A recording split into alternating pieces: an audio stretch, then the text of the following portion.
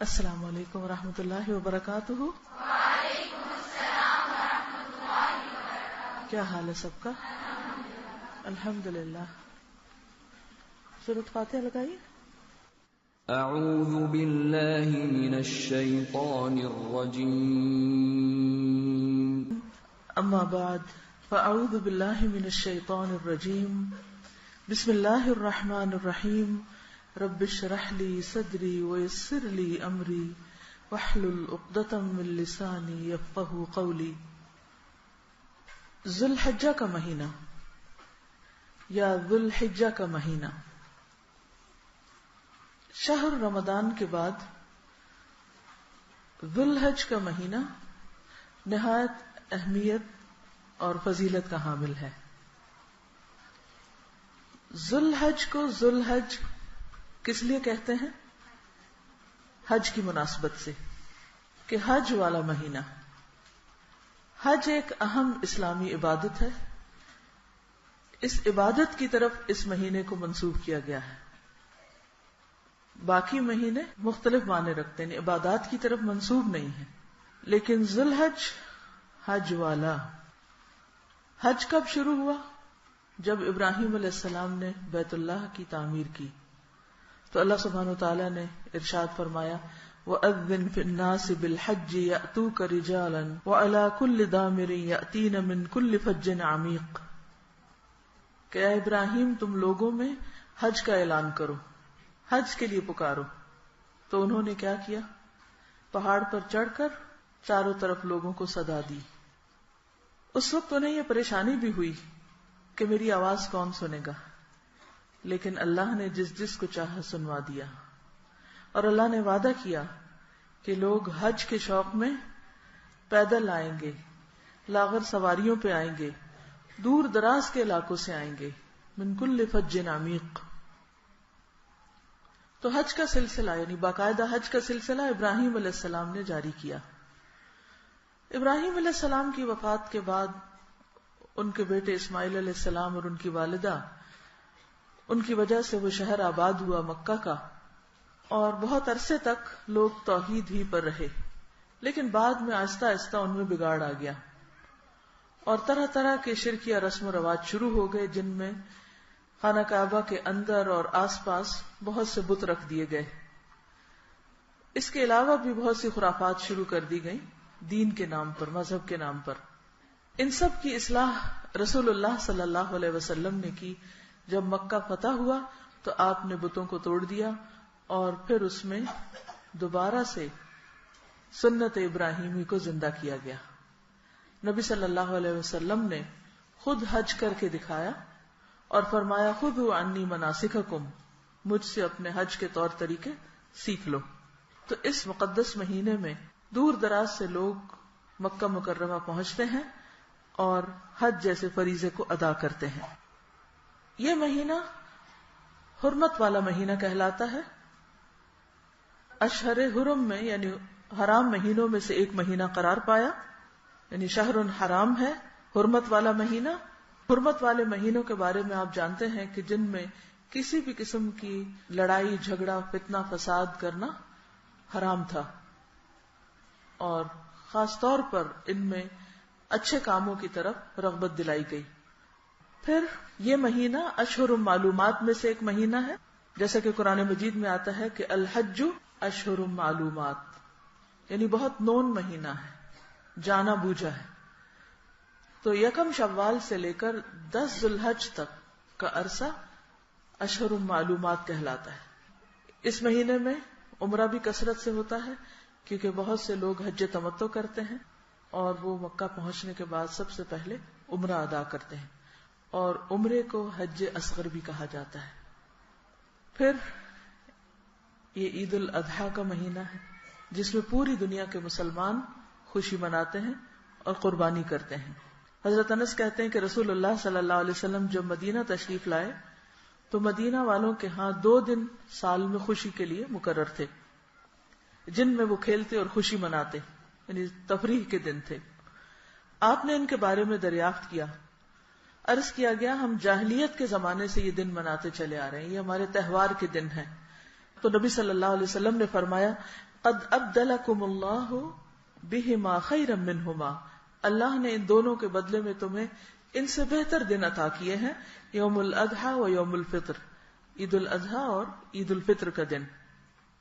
تو گویا ہمارے لیے سال میں 2 ہی دن منانے کی اجازت ہے، اس کے علاوہ جو ہم نے بہت سے دن منانے کا رواج شروع کر رکھا ہے ان کی اسلام میں کوئی حیثیت نہیں ہے، خواہ وہ مذہب کے نام پر ہو یا غیر مذہب کے نام پر۔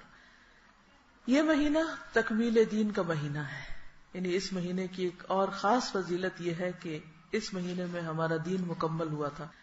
الیوم اکملت لکم دینکم واتممت علیکم نعمتی وردیت لکم الاسلام دینا، آج میں نے تمہارے لیے تمہارا دین مکمل کر دیا، تم پر اپنی نعمت تمام کر دی اور تمہارے لیے دین اسلام کو پسند کر لیا۔ ایک یہودی نے حضرت عمر رضی اللہ تعالیٰ عنہ سے کہا تھا کہ اے امیر المؤمنین، تمہاری کتاب میں ایک آیت ہے جس کو تم پڑھتے ہو، اگر وہ آیت ہم پر اتری ہوتی تو ہم اس دن کو جس دن یہ آیت اتری تھی عید کا دن بنا لیتے۔ حضرت عمر نے پوچھا کہ وہ کون سی آیت ہے؟ تو اس نے کہا الیوم اکملت لکم دینکم۔ تو حضرت عمر نے جواب دیا ہم اس دن کو خوب جانتے ہیں اور اس جگہ کو بھی جانتے ہیں جہاں یہ آیت اتری تھی۔ یہ آیت جمعہ کے دن اتری جب نبی صلی اللہ علیہ وسلم عرفات میں تھے۔ تو گویا اس اعتبار سے بھی یہ مہینہ بہت اہم مہینہ ہے۔ یہ مہینہ قربانی کا مہینہ ہے، عید قربان کی وجہ سے بہت اہمیت حاصل کر گیا ہے، اسی وجہ سے اس عید کو عید الاضحیٰ کہتے ہیں، کیونکہ یہ قربانی کی وجہ سے یہ دن خوشی کا دن قرار پایا۔ اس دن ہم گویا سنت ابراہیمی پر عمل کرتے ہیں۔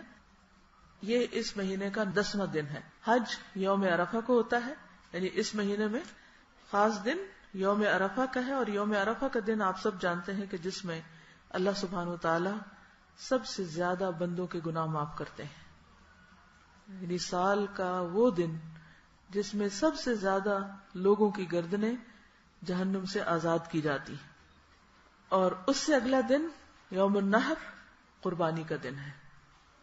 گویا ایک مسلمان اسی وقت خوشی مناتا ہے جب اس کے گناہ معاف ہو جائیں۔ رمضان کے مہینے میں بھی گناہ معاف ہوتے ہیں، اور پھر اس کے اختتام پر جب شوال شروع ہوتا ہے تو یکم شوال خوشی کا دن ہوتا ہے۔ اسی طرح مناسک حج بھی تقریباً 10 تاریخ تک ادا ہو چکے ہوتے ہیں، اور پھر وہ دن عام دنیا میں مسلمان جو ہیں وہ عید منا کر خوشی کا اظہار کرتے ہیں۔ اس کے علاوہ 11 سے 13 تاریخ تک اسی مہینے کے دن ایام تشریق کہلاتے ہیں۔ ایام تشریق، حدیث میں آتا ہے کہ ایام التشریق ایام اکل و شرب و ذکر اللہ تعالی، ایام تشریق کھانے اور پینے کے دن ہیں اور اللہ کے ذکر کے دن ہیں۔ اللہ کے ذکر میں ابھی انشاءاللہ ہم تفصیل میں جائیں گے کہ خاص طور پر تکبیرات کا ورد بہت ضروری ہے۔ قرآن مجید میں اللہ تعالیٰ فرماتے ہیں وَيَذْكُرُ اسْمَ اللَّهِ فِي أَيَّامٍ مَعْلُومَاتٍ، کہ معلوم دنوں میں اللہ کا ذکر کریں۔ ابن عباس کہتے ہیں کہ اس آیت میں ایام معلومات سے مراد ذوالحج کے پہلے 10 دن ہیں۔ ان دنوں کو افضل ایام الدنیا کہا گیا ہے۔ افضل ایام الدنیا، یہ 3 لفظ یاد رہیں گے۔ افضل ایام الدنیا، دنیا کے دنوں میں سے سب سے افضل دن جن کی قرآن مجید میں قسم کھائی گئی ہے، والفجر ولیال عشر والشفع والوتر۔ اور ان دنوں میں اگرچہ قربانی بھی کی جاتی ہے، عرفہ کے دن استغفار بھی بہت کی جاتی ہے، گناہوں کی معافی مانگی جاتی ہے، لیکن اوور آل سب سے زیادہ جس چیز کی طرف توجہ رکھنے کی ضرورت ہے وہ اللہ کا ذکر ہے۔ یوم عرفہ کا دن روزے کا دن بھی ہے غیر حاجیوں کے لیے۔ حجاج روزہ نہیں رکھتے کیونکہ نبی صلی اللہ علیہ وسلم نے اس دن روزہ نہیں رکھا تھا۔ اس دن روزہ رکھنے سے 2 سال کے گناہ معاف ہوتے ہیں۔ یہ دن افضل کیوں ہے یا افضل ترین کیوں ہے؟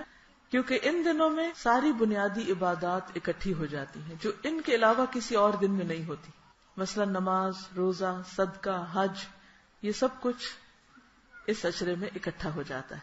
اس اعتبار سے اس کی بہت زیادہ فضیلت ہے، اور جب بہت زیادہ خیر ملے، خیر کثیر، یعنی سال کا آخری مہینہ بھی ہے، جب خیر کثیر مل رہی ہو تو پھر کیا کرنا چاہیے؟ اللہ کا ذکر، اور اللہ کے ذکر میں بہترین ذکر اللہ کی بڑائی بیان کرنا. اور اللہ کی بڑائی بیان کرنے کے لیے کیا پڑھتے ہیں ہم؟ تکبیرات. پڑھیے.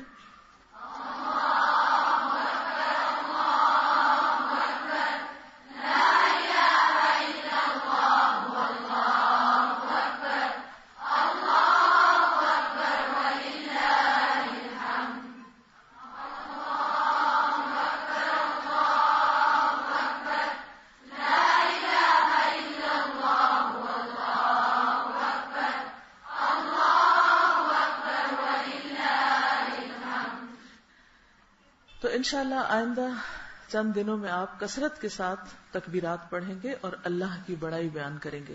یہ سب سے اہم ترین کام ہے کرنے کا. باقی نیکیوں میں بھی آگے بڑھیں گے، لیکن ان سب میں جسے ٹاپ پر جو چیز کرنے کی، جو ہر وقت آپ کر سکتے ہیں، وہ اللہ کا ذکر ہے. تو اب انشاءاللہ 1-2 دن میں ذوالحج شروع ہونے والا ہے. اس کی ہمیں پہلے سے تیاری کرنی چاہیے. عام طور پر لوگ اس عشرے کی فضیلت سے غافل ہیں، جبکہ حدیث میں اس کو افضل ایام الدنیا کہا گیا ہے. اللہ تعالیٰ نے بعض دنوں کو بعض پر فضیلت دی ہے، بعض مہینوں کو بعض مہینوں پر. مثلا دنوں میں، ہفتے کے دنوں میں سب سے افضل دن کون سا ہے؟ جمعہ کا. حدیث میں آتا ہے افضل یوم طلعت علیہ الشمس یوم الجمعہ. افضل دن، بہترین دن جس دن سورج طلوع ہوتا ہے، وہ جمعہ کا دن ہے. اسی طرح عرفہ کا دن جس میں بہت زیادہ گناہ معاف ہوتے ہیں. پھر اسی طرح عشرہ ذوالحج، سال کے باقی تمام دنوں پر. اب آپ کے ذہن میں یہ خیال آ رہا ہوگا کہ ہم تو اب تک رمضان کی اتنی فضیلت پڑھتے رہے ہیں، اور رمضان میں روزہ رکھنے کا اجر و ثواب، تو پھر وہ کیا ہوا؟ وہ اپنی جگہ بہت بہترین ہے، لیکن رمضان کے روزوں کا اجر اس کے مقابلے میں عرفہ کے ایک دن کے روزے کا اجر رمضان کے روزوں سے بڑھ جاتا ہے. ہاں، رمضان میں جو آخری 10 راتیں ہیں، ولیال عشر، وہ سارے سال کی راتوں پر حاوی ہیں، اور عشرہ ذوالحج کے پہلے 10 دن سال کے سارے دنوں پر حاوی. اب مشکل حل ہو گئی. تو جیسے آپ نے رمضان میں آخری عشرے کو خوب عبادت میں گزارا، اعتکاف کر کے، تاک راتوں کو جاگ کر، خوب نوافل پڑھ کے، تہجد پڑھ کے، روزہ رکھ کے، صدقہ خیرات کر کے، اسی طرح اب آپ نے ان 10 دنوں میں خوب اچھے کام کرنے ہیں. یعنی رمضان کی 10 راتیں اور ذوالحج کے یہ 10 دن. اب کرنا کیا ہے؟ اس کے لیے آپ دیکھیے کہ ہم نے آپ کے لیے کام آسان کر دیا ہے. یہ چھوٹا سا پیمفلٹ ہے، عشرہ ذوالحجہ اور کرنے کے کام. رسول اللہ صلی اللہ علیہ وسلم نے فرمایا، کسی بھی دن کیا ہوا عمل، کسی بھی دن، اس میں رمضان بھی آ جاتا ہے اور باقی بھی آ جاتے ہیں دن، کسی بھی دن کیا ہوا عمل اللہ تعالیٰ کو ان 10 دنوں میں کیے ہوئے عمل سے زیادہ محبوب نہیں.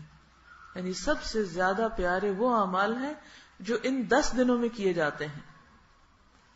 صحابہ نے پوچھا، اے اللہ کے رسول صلی اللہ علیہ وسلم، جہاد فی سبیل اللہ بھی نہیں؟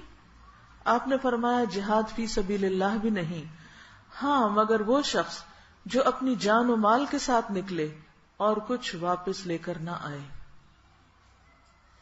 یعنی شہید ہو جائے. تو شہادت کا درجہ تو بہرحال شہادت کا درجہ ہے، لیکن اس کے علاوہ باقی کام جو ہیں، وہ جو بھی نیکی کے ان دنوں میں کیے جاتے ہیں، وہ سب سے افضل ہیں. ان کا اجر و ثواب کئی گنا زیادہ بڑھ جاتا ہے. یہ سنن نبی داؤد کی روایت تھی. دوسری روایت ہے، کوئی دن اللہ تعالیٰ کے ہاں ان 10 دنوں سے عظمت والا نہیں، اور نہ ہی کسی دن کا عمل اللہ تعالیٰ کو ان 10 دنوں کے عمل سے زیادہ محبوب ہے. پس تم ان 10 دنوں میں کثرت سے تحلیل، لا الہ الا اللہ، تکبیر، اللہ اکبر، اور تحمید، الحمدللہ کہو. اب آپ دیکھیے کہ تکبیرات تو دوسری طرف لکھ دی گئی ہیں. آپ کی سہولت کے لیے جو اس کے اندر کا حصہ ہے، اس کو ایک چھوٹے سے چارٹ کی شکل دی گئی ہے. یہ ایک چیک لسٹ بھی ہے. انشاءاللہ تعالی گھر جا کر آپ اس کاغذ کو جس طرف سے چاہیں لگا دیں. کسی شیشے پہ لگا دیں تو دونوں طرف سے نظر آئے گا، ورنہ کرنے کے کام کی جو فہرست ہے وہ آپ سامنے لگا دیں، تاکہ ان کاموں کو اگر آپ کر سکیں تو انشاءاللہ یہ 10 دن اجر و ثواب کے اعتبار سے آپ پورا ان سے فائدہ اٹھا سکیں گے. کیونکہ ہوتا یہ ہے کہ ہم سوچتے رہ جاتے ہیں، پلاننگ نہیں کرتے. تو اگر آپ چاہتے ہیں کہ آپ کے یہ دن بہترین طریقے پر گزرے تو آپ ان کے لیے پہلے سے ہی پلان کر لیں، لسٹ بنا لیں. ہم نے سوچا کہ آپ الگ الگ لسٹ بنائیں گے، کسی سے کچھ مس ہو جائے گا، کسی سے کچھ، تو بہتر ہے کہ ہم آپ کو بنا دیتے. اس لسٹ میں آپ خود بھی اضافہ کر سکتے ہیں یا آپ کچھ نکالنا چاہیں تو نکال بھی سکتے ہیں. یہ کوئی اتری ہوئی وحی نہیں ہے کہ جس میں آپ کمی بیشی نہیں کر سکتے. یہ مختلف نیکی کے کاموں کو اکٹھا کر کے آپ کی سہولت کے لیے جمع کر کے لکھ دیا گیا ہے. اب دیکھیے کہ کرنے کے کام جو ہیں ان میں سب سے پہلے نماز کا ذکر ہے. نماز میں ہمیں کوشش یہ کرنی ہے کہ اول وقت میں نماز ادا کریں. اگر ہم 10 دن اس چیز کی پابندی کریں گے تو انشاءاللہ باقی سال کا حصہ بھی ہمیں افضل وقت میں یا اول وقت میں نماز کی ادائیگی کا ثواب ملے گا. اس کی عادت ہو جائے گی اور پھر ہم پڑھ سکیں گے. کیونکہ کسی بھی چیز کی عادت ڈالنے کے لیے شعوری طور پر کوشش کرنی پڑتی. تو ان 10 دنوں میں شعوری کوشش کریں. پھر خشوع و خضوع کے ساتھ ادا کرنا. پھر ہر رکعت میں مختلف صورتیں پڑھنا جو بھی آپ کو اب تک زبانی یاد ہے. اس سے نماز کی کوالٹی بڑھ جاتی ہے. کیونکہ جب آپ روٹین میں صورتیں پڑھتے رہتے تو پھر آپ تکلیف اٹھائے بغیر، سوچے سمجھے بغیر آپ بس پڑھ ہی جاتے ہیں. کوشش کریں کہ اشراق اور چاشت کے نوافل پڑھ سکیں. تہجد اگر آپ پڑھتے ہیں تو اس میں طویل قرات کریں، اگر نہیں پڑھتے تو پڑھنے کی کوشش کریں. مرد حضرات کے لیے کہ جماعت کے ساتھ نماز کی ادائیگی کا اہتمام کریں اور اس کی عادت ڈالیں. روزے میں خاص طور پر 9 ذوالحجہ کا روزہ رکھنا، کیونکہ وہ 2 سال کے گناہوں کی معافی کا ذریعہ ہے. ایک پچھلا سال اور ایک آنے والا، یعنی انسان کو مزید آنے والے سال میں نیکیوں کی توفیق ہوگی. پھر زیادہ سے زیادہ ان دنوں میں نفلی روزے رکھے جائیں. ہو سکے تو پہلے 9 دن آپ روزے رکھیں. نبی صلی اللہ علیہ وسلم کے بارے میں آتا ہے کہ آپ ان دنوں میں روزے رکھا کرتے تھے. اگر 9 دن کے نہیں رکھ سکتے تو پھر جمعرات کا رکھ لیجئے. اگر آپ کے ابھی تک کچھ روزے قضا ہیں تو قضا کی نیت سے اپنے قضا روزے پورے کر لیں. قضا کی نیت سے بھی روزے رکھ سکتے ہیں. عام دنوں میں بھی رکھیں گے، لیکن ان دنوں میں اگر رکھیں گے تو اجر و ثواب زیادہ ہو جائے گا. رسول اللہ صلی اللہ علیہ وسلم نے فرمایا، امید ہے کہ عرفہ کا روزہ رکھنا گزشتہ اور آئندہ سال کے گناہوں کا کفارہ بن جائے گا. پھر اسی طرح قرآن مجید کی تلاوت، کیونکہ ان دنوں میں کی ہوئی تلاوت عام دنوں کی تلاوت سے زیادہ اجر و ثواب کا باعث ہوگی. تو کثرت سے تلاوت کا اہتمام کریں. جن دنوں میں خود نہ پڑھنا ہو مختلف قراء کی تلاوت سنیں، نئی صورتیں حفظ کریں، حفظ کیے ہوئے حصے کی دہرائی کریں. پھر قرآن مجید کا ترجمہ اور تفسیر پڑھنا یا سننا، اس کی عادت ڈالیں. جو لوگ آلریڈی کر رہے ہیں یا کر چکے ہیں وہ بھی اپنے آپ کو دوبارہ کچھ نہ کچھ، چاہے تھوڑا سا پارٹی کیوں نہ ہو، اسے شروع کر لیں. اور کچھ نہیں تو آپ جو مشکل الفاظ ہیں ان کی دہرائی شروع کر دیں. یعنی جب آپ تلاوت کر رہے ہیں اس کا طریقہ کیا ہے، تلاوت کر رہے ہوں اور پڑھتے پڑھتے جس لفظ کو آپ بھول چکے ہیں جس کا ترجمہ، اس کو آپ ہائی لائٹ کر لیں. روزانہ کی جتنی بھی تلاوت ہے، 1 صفحہ پڑھ رہے ہیں، 2 پڑھ رہے ہیں، پورا پارہ پڑھ رہے ہیں، تو ان مشکل الفاظ کو ہائی لائٹ کر کے ان کے ترجمے کو آپ ریوائز کر لیں. اور پھر اس کا فائدہ یہ ہوگا کہ آئندہ بھی جب آپ اس حصے کو پڑھیں گے تو وہ آپ کو دوبارہ یاد ہو جائے گا. اور اس طرح جب آپ قیامت کے دن اٹھیں گے تو آپ کو قرآن کا کوئی حصہ بھولا ہوا نہیں ہوگا. چھوٹی سی ایفرٹ کے ساتھ معنی پر غور و فکر کریں، پڑھتے پڑھتے رک جائیں اور آیات کے مفہوم کو اپنے اندر جذب کرنے کی کوشش کریں. دوسروں تک بھی قرآن کا پیغام پہنچائیں. طریقہ آپ خود سوچ لیں آپ کو کیا سوٹ کرتا ہے. پھر ذکر اور دعا کا اہتمام، تحلیل، تکبیر اور تحمید کا اہتمام کرنا، صبح و شام کے اذکار کی پابندی، استغفار اور ذکر کی کثرت، درود شریف، مقبول اوقات میں دعائیں مانگنا، جیسے اذان کے بعد اگر جواب دے کر آپ دعا پڑھتے ہیں اور اس کے بعد کوئی دعا کرتے ہیں تو دعا قبول ہوتی ہے. خصوصاً عرفہ کے دن جو لوگ تو حجاج کرام ہیں وہ تو بہت ہی لکی ہیں کہ وہاں دعائیں مانگ رہے ہوں گے، لیکن آپ بھی اسی وقت میں اپنے گھر میں بیٹھ کے خوب دعائیں کر سکتے ہیں. اور اللہ تعالیٰ سے ریکویسٹ کر سکتے ہیں کہ آپ ان پہ نظر کرم کر رہے ہیں، ہم پر بھی کر دیں اور ہمیں بھی معاف فرما دیں. پھر صدقہ و خیرات کا اہتمام، اگر زکوٰۃ ادا نہیں کی تو اس کی ادائیگی. اسی طرح چونکہ آپ کو اب چھٹیاں بھی ہوں گی تو گھر کی صفائی کر کے جو بھی چیزیں آپ استعمال نہیں کر رہے زائد از ضرورت ان کو نکالنے کا اہتمام. کوئی ایک چیز جو آپ کی بہت پسند کی ہو، چاہے کھانے میں سے ہو، چاہے پہننے میں سے ہو، چاہے کسی بھی طرح، اس کو اللہ کے راستے میں خرچ کریں، چاہے وہ ایک کھجور ہی کیوں نہ ہو. وہ چیز جو آپ کو ویسے کھانے میں سب سے زیادہ جو آپ کو پسند ہے، کیونکہ لن تنالوا البر حتى تنفقوا مما تحبون. پھر اسی طرح خصوصی طور پر قریب کے رشتہ داروں پر خرچ کرنا، والدین کے لیے کچھ بھیجنا، بیوی بچوں عزیز و اقارب پہ خرچ کرنا، یہ بھی اجر و ثواب کا باعث ہوتا ہے. بعضوں کا صدقے کا مطلب ہم سمجھتے صرف غیروں کو دینا. خدمت خلق کے کام، رشتہ داروں کے ساتھ صلہ رحمی، پڑوسیوں کی خبر گیری، ضرورت مندوں کی مدد، دین کی تعلیم و تبلیغ میں حصہ لینا، اجتماعی بھلائی کے کاموں میں رضاکارانہ خدمت انجام دینا، کوئی نہ کوئی والنٹیئر ورک بھی کریں. عید اور قربانی تک ناخن اور بال نہ کاٹنا. تو آج کل کا دن ہے آپ کے پاس، شاید ہفتے کو پہلی تاریخ ہو جائے تو اپنے ناخن بھی کاٹ لیں، بال بھی اگر ٹرم کرنے ہیں یا جو بھی اپنے آپ کو صاف کرنا ہے. اگلے 10 دنوں میں آپ جب تک قربانی ہو نہ جائے آپ پھر ناخن اور بال نہیں کاٹیں گے. پھر عید کے دن کی سنتیں جو ہیں اس کے لیے آپ کے پاس وہ ہوگا بروشر جس میں عید الاضحیٰ کے بارے میں یا عید الفطر کے بارے میں، تو عید سے متعلق جو چیزیں ہیں ان کو آپ پڑھ بھی لیجئے اور ان کا اہتمام کیجیے. اگر وقت ہوا تو میں کچھ چیزیں رکھے ہوئے ہوں اس کو بعد میں کر لیں گے. پھر عید کی نماز کا اہتمام، عزیز و اقارب سے ملاقات، اور قربانی اگر آپ کر رہے ہیں تو صرف اور صرف اللہ کی خاطر. جب اللہ کے لیے انسان کرتا ہے نا پھر اس میں لالچ نہیں رہتی کہ اس کا اتنا گوشت میں یہاں رکھ لوں، اس گوشت کو ایسے کھا لوں ویسے کروں. بس آپ نے کر دیا اور اس کے بعد کوئی بھی کھا لے. لیکن اس کا یہ مطلب نہیں کہ خود نہ کھائیں، خود کھانا بھی سنت ہے، دوسروں کو بھی کھلائیں. کلوا منہا واطعموا البائس الفقیر، خود بھی کھائیں اور محتاج تنگ دست فقیر کو بھی کھلائیں. اس کے لیے جو اجتماعی قربانیوں کا انتظام کیا گیا ہے اس میں آپ ضرور حصہ ڈالیں، گھر والوں کو بھی اس پر قائل کریں کہ آپ کی قربانی ان علاقوں تک بھی پہنچ سکے جہاں لوگوں کو گوشت نہیں ملتا. یہاں تو ہم جب قربانی کرتے ہیں تو خود ہی آپس میں ایک دوسرے کے ہاں گوشت بھیج کے ایکسچینج کر لیتے ہیں، لیکن وہاں تک نہیں جاتا جہاں لوگوں کے اندر استطاعت نہیں ہے. تو اگر آپ خود نہیں لے جا سکتے تو جو لوگ لے جا رہے ہیں ان کو آپ ان کے ساتھ نیکی کے کام میں شریک ہو جائیں، اپنی طرف سے، والدین کی طرف سے، حضور صلی اللہ علیہ وسلم کی طرف سے، کسی اور کی طرف سے، جو بھی چاہیں آپ قربانی کر سکتے ہیں. صرف اپنی نہیں، اوروں کے لیے بھی کر سکتے ہیں. مثال کے طور پر نبی صلی اللہ علیہ وسلم نے جو قربانی کی تھی اپنی امت کی طرف سے بھی کی، اپنی طرف سے بھی کی. آپ نے حضرت علی کو وصیت فرمائی تھی کہ اے علی میری وفات کے بعد میری طرف سے قربانی کرتے رہنا. چنانچہ حضور صلی اللہ علیہ وسلم کے انتقال کے بعد حضرت علی جب تک زندہ رہے نبی صلی اللہ علیہ وسلم کی طرف سے قربانی کرتے رہے.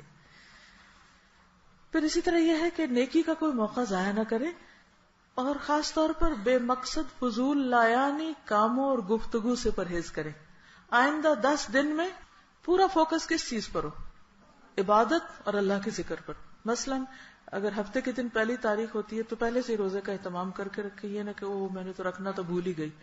بھولنے میں موقع کو نہ گنوائیں. اسی طرح یہ ہے کہ ایک ایک دن کی آپ پلاننگ کر لیں. سیٹرڈے کو کیا کرنا ہے، سنڈے کو کیا کرنا ہے، منڈے کو کیا کرنا ہے. منڈے کو آپ کو روزہ رکھنا ہوگا، اگر آپ سارے نہیں رکھ سکتے، ویکنس فیل کرتے ہیں کسی بھی وجہ سے، تو جتنے بھی دن آ رہے ہیں ان میں سے ایک ایک دن کی پوری پلاننگ آپ نے کی ہوئی. بہت زیادہ سوشلائز کرنا، پارٹیing، ادھر ادھر آنا جانا، ان چیزوں کو ان 10 دنوں کے لیے چھوڑ دیں. عید کے دن کے لیے وہ سب کچھ آپ عید کے دن کریں. اگر ضرورتاً کسی سے ملاقات کرنی بھی پڑتی ہے تو اسے مختصر رکھیں، کیونکہ یہ وقت بہت قیمتی ہے. زیادہ سے زیادہ متوجہ ہو جائیں کس چیز کی طرف؟ عبادت کی طرف، اور خصوصاً دن کے وقت. پھر یاد دہانی کراؤں گی کہ یہ دن آپ یوں ہی سمجھے کہ جیسے رمضان کے آخری عشرے کی راتیں تھیں، تو یہ دن اسی طرح بہت قیمتی دن ہے. افضل ایام الدنیا.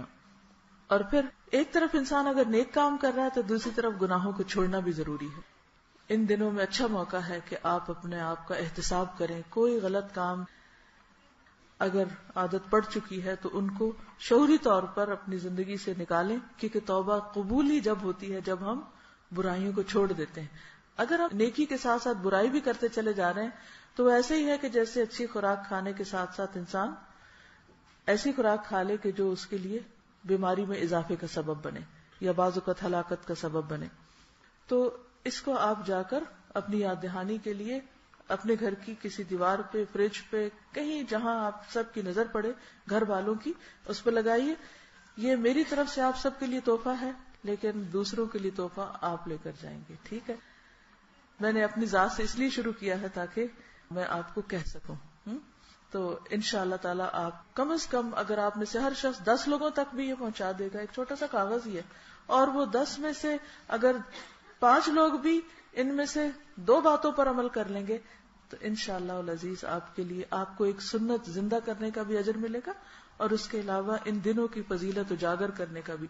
دیکھیے ہمارے ہاں رمضان کا بھی اہتمام کیا جاتا ہے اور کچھ ایسے دنوں کا بھی جو اصل میں سنت میں ہے ہی نہیں، لیکن ان دنوں کے بارے میں ہمارے عوام کی اکثریت جانتی ہی نہیں. حالانکہ پورے سال میں جتنے بھی دن ہیں ان میں سب سے افضل دن ہے یہ. یعنی سال کے 12 مہینوں میں سے ہر مہینے میں جتنے دن ہیں ان سب دنوں میں یہ دن بہت فضیلت والے. اس لیے ان دنوں کو آپ فکس کر لیں. کس کے لیے؟ نیک کاموں کے لیے، اور اچھے اچھے اور بھی کام جن کو آپ سوچ سکتے ہیں آپ اس لسٹ میں اضافہ کر سکتے ہیں. یہ تو تھی چند باتیں. اب آپ جب لوگوں تک جائیں گے تو اس میں جیسے آیت ہوئی نا کہ اللہ سبحانہ وتعالیٰ کو لَن يَنَالَ اللَّهَ لُحُومُهَا وَلَا دِمَاؤُهَا، کیونکہ ان 10 دنوں میں لوگ سب سے زیادہ جس چیز کی فکر کرتے ہیں اور اس کا اہتمام کرتے ہیں وہ کیا ہے؟ قربانی. بکرا کیسا لینا ہے، ذبح کیسے کرنا ہے، کسائی کون ہوگا، پکانا کیا ہے، کس کو بلانا ہے، دعوت کیسے کرنی ہے، اور کس کس قسم کے کھانے پکانے. ان سب چیزوں پہ ہم پوری توجہ رکھتے.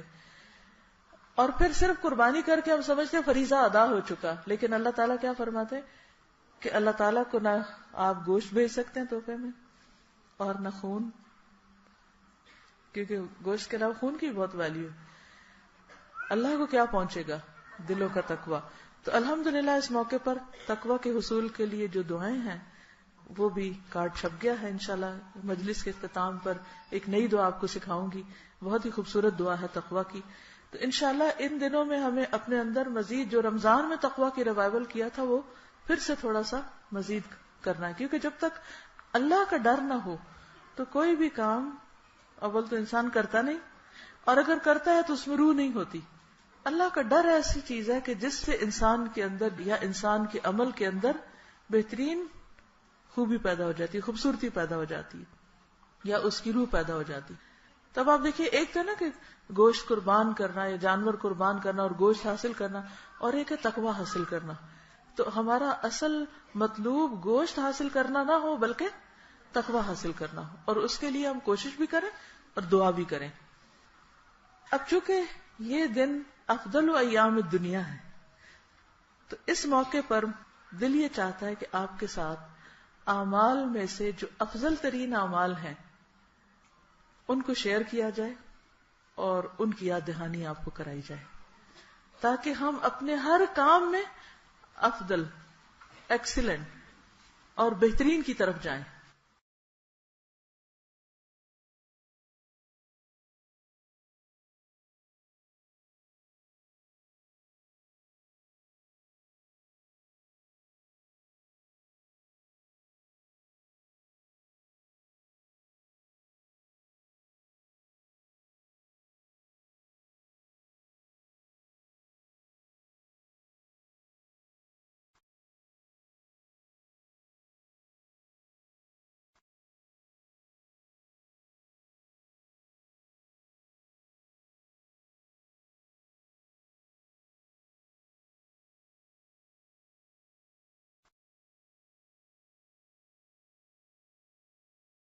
اس وقت میں آپ کے ساتھ کچھ احادیث شیئر کروں گی جس میں افضل اعمال بتائے گئے ہیں.